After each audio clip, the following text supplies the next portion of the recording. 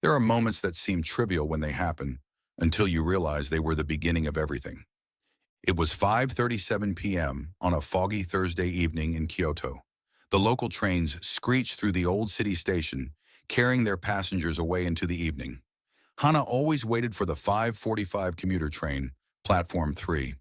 Not because she had anywhere urgent to be, but because it was the train her sister once took before she vanished. 3 years had passed since the police closed the case. Yuki was declared a runaway, a troubled girl swallowed by the city's underbelly, but Hana never believed it. Yuki left no trace, no note, no fight, just silence.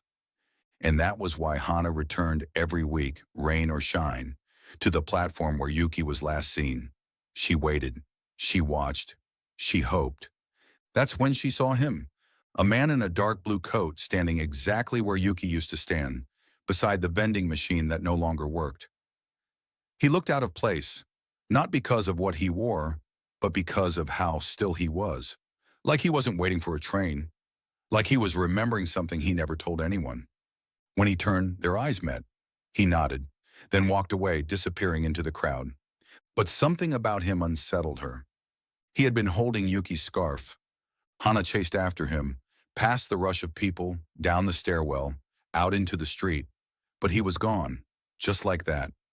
She wandered the nearby alleys, retracing steps with no map. Her thoughts spun. Was it even her scarf? Was she seeing ghosts now? But that scarf, woolen, mustard yellow, with the same tiny moth hole near the edge, was unmistakable. Yuki never took it off. That night, Hana couldn't sleep. Her small apartment above the bookstore rattled with the sound of the passing trains. The scarf haunted her. She pulled out the old police files, the photos, Yuki's last text. "See you soon. Don't wait for me."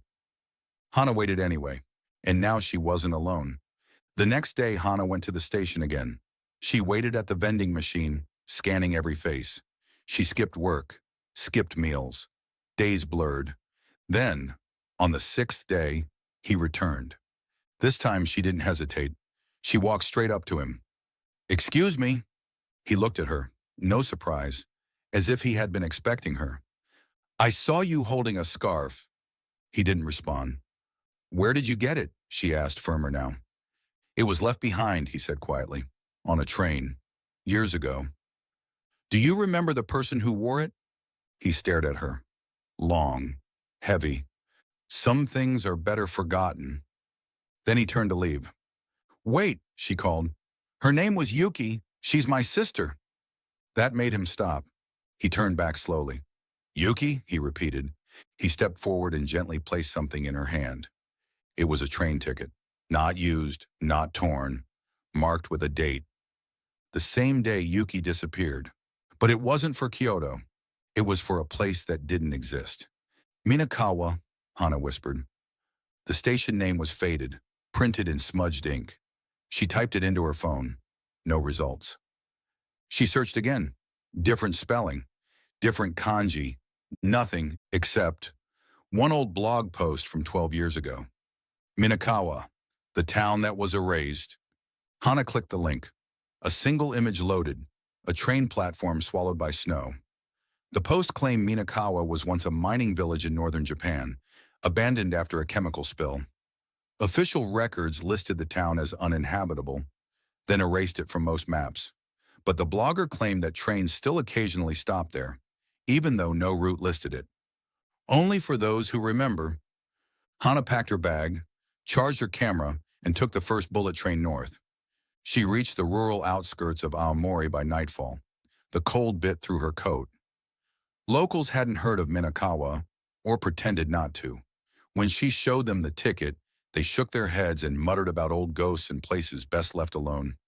Undeterred, Hana camped overnight in a waiting room of an old unused rail junction, and at exactly 3:33 a.m., a train rolled through the dark. No lights, no sound, just the rumble of steel. It stopped. The door opened. Hana stepped inside. The ride was silent. No conductor, no passengers, just Hana and a single flickering light above her head. She didn't feel the train move. But when the door opened again, she stepped out into Minakawa. It was like stepping into a snow globe, frozen, eerie, and suspended in time. The sky was gray, the buildings intact but hollow. There were no birds, no wind, just silence. Then she saw the station board. Passenger list, Yuki, arrived Kenji, arrived Sakura, arrived Hana. Pending, her name had just appeared, and it was still blinking. Hana wandered the narrow frost-covered streets. There was something off about the town. Every clock frozen at 4:12, every mirror covered with cloth. The silence was pressing. Every step she took echoed too long. Then she found them. Inside an old-school gymnasium, seated in rows as if watching a play, sat people. Silent, motionless, eyes open but unfocused. Dozens of them. She stepped forward. One of the figures, a young woman, blinked. "You don't belong here," she whispered. "I'm looking for my sister, Yuki." The woman slowly pointed toward the back of the hall, where a door stood ajar. She remembered too much. Beyond the door was a chamber filled with glowing orbs, each suspended in midair. As Hana approached, each orb flickered with images, sounds, voices. She reached for one marked Yuki. It showed memories. Yuki on the train, Yuki crying in the snow, Yuki talking to someone in the shadows, the man from the station, Kenji. Then the final memory, Yuki staring into the orb, whispering, "If I vanish, it's because I chose to, but not because I stopped loving you." Hana's knees buckled. Kenji was waiting outside, not surprised, not angry, just tired. This town, it's a trap of memories for those who can't let go. She's not trapped. She stayed. Then let me speak to her. Kenji shook his head. "If you see her, you might stay too." The train returned that night, empty. Kenji offered her the scarf. "It's the only thing she left." Hana took it, tears stinging her face. "Will she ever leave?" "Only when you stop waiting." She stepped onto the train, holding the scarf tight. Behind her, the lights of Minakawa flickered once and went out. Back in Kyoto, Hana opened an art gallery. It was quiet, tucked in an alley near the station. On its walls hung paintings of ghost towns, memory orbs, and trains that don't follow tracks. In the center, a preserved train ticket. Destination, Minakawa. Beside it, a sign, "To the ones we can't forget, we see you." Minakawa didn't vanish. It waited. It remembered. After Hana's departure, a single lantern lit up inside the old train station. Kenji sat beneath it, reading from a battered notebook. The words were Yuki's, stories, dreams, fragments of letters never sent. In the heart of Minakawa, the frozen silence began to shift. The townspeople, those ghostly residents with eyes full of echoes, stirred in their seats. A few began walking again, their feet dragging slightly as if relearning how to move. Some whispered names. Others held their heads like the memories were too loud. Among them, Yuki stood silently watching the sky. She hadn't aged, but something about her had changed. She no longer clung to the scarf. She no longer waited for the train. Back in Kyoto, Hana's gallery grew popular. Visitors were drawn to the surreal landscapes and uncanny depictions of memory. But Hana refused interviews. She never named the town, never spoke of the orb room or the midnight train. Instead, she taught children to draw. She painted alone at night, always beginning with a snowy station and ending with a figure walking away. Sometimes at precisely 3:33 a.m., she would sit by her window and imagine she heard a train in the distance. The rumble, the hum.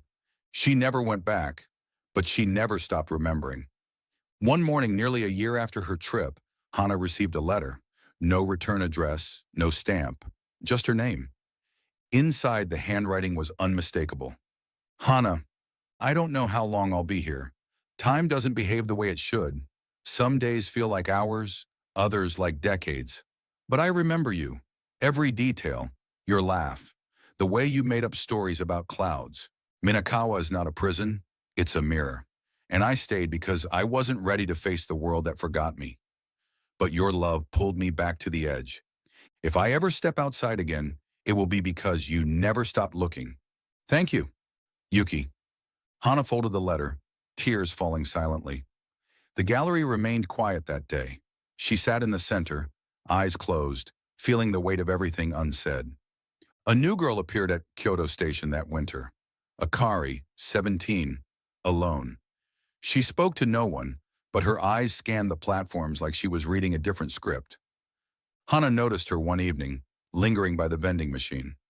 Waiting for someone? Hana asked gently. Akari hesitated. A brother. He disappeared. They say he ran away. Hana nodded slowly. Maybe not. Some places take people, but not forever. She handed Akari a card. No number, no address.